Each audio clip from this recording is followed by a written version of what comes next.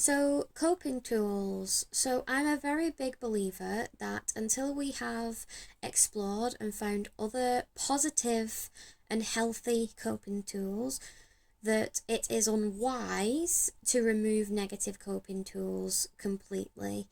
Only because you've been using those negative coping tools or those coping tools that have become negative as a way of survival. And if we take them away, how are you going to be able to cope? Because that's what's helped you to get to this point through the negative experiences that you've had. They were the best ways that you could think or have tolerance to deal with things up until this point. And so I think it's important not to demonize even unhealthy coping tools or coping tools that have become negative and unhealthy over time, and potentially actually thank them for helping us to get to where we're at. And then we can say goodbye to them as we find better ways of coping. So in this video, I'm going to help you explore other potential coping tools, and then you can begin to see how things fit. So from the list, have a look and see which coping tools do you think might be helpful to you. It can be helpful to know which tools are generally helpful and which are helpful to specific emotions.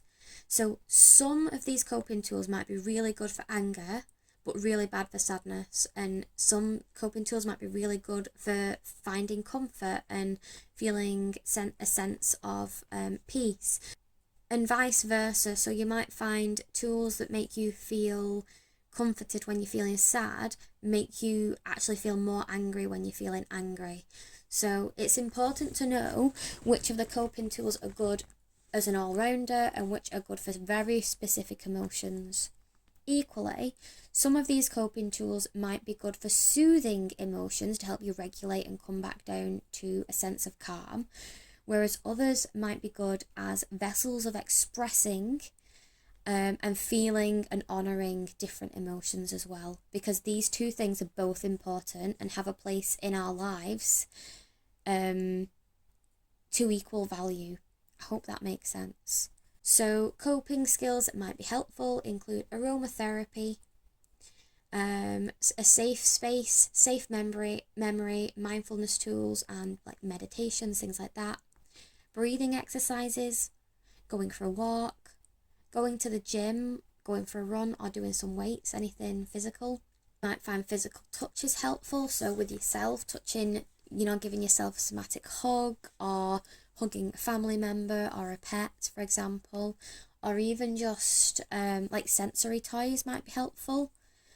A weighted blanket might be helpful, cooler packs, Play-Doh to play with, to smooth it out, to make shapes out of.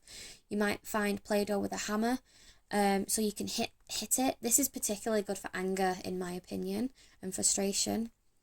You might want to rip the Play-Doh, punch the Play-Doh, or throw the Play-Doh in a safe environment.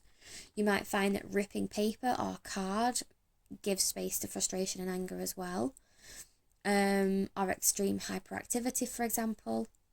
You might find that a coping skill is literally giving yourself opportunity to cry. You might want to watch some videos that make you cry to help you to release that tension because you've been pushing it down too much, and that can be actually like a big relief. Journaling might be helpful. Using the Gibbs reflective cycle might be helpful. It's quite easy to look that up, but I will probably eventually do a video on that. A soothing box, again, I'll probably eventually do a video on that as well. Stroking or playing with a pet. Distracting yourself to focus on values-based tasks, so something you enjoy, such as art, engaging in a hobby, anything that takes concentration that isn't linked to the thing that you're frustrated or mad about. Another coping tool that you might find helpful if you feel you need to give voice to something that you feel frustrated about or angry about or anything like that could be writing letters to people that you're not going to send. These are just for you to voice the things you need to voice with a completely unfiltered way of thinking, so you don't have to filter anything out because there's no risk involved because you're not going to send it. and it can be as chaotic or as straightforward as possible, and then you can burn it or delete it or whatever afterwards. So yeah, if you're struggling with self-harm related urges, it might be helpful to practice safe self-harm techniques such as snapping a band on your wrist to distract away from cutting.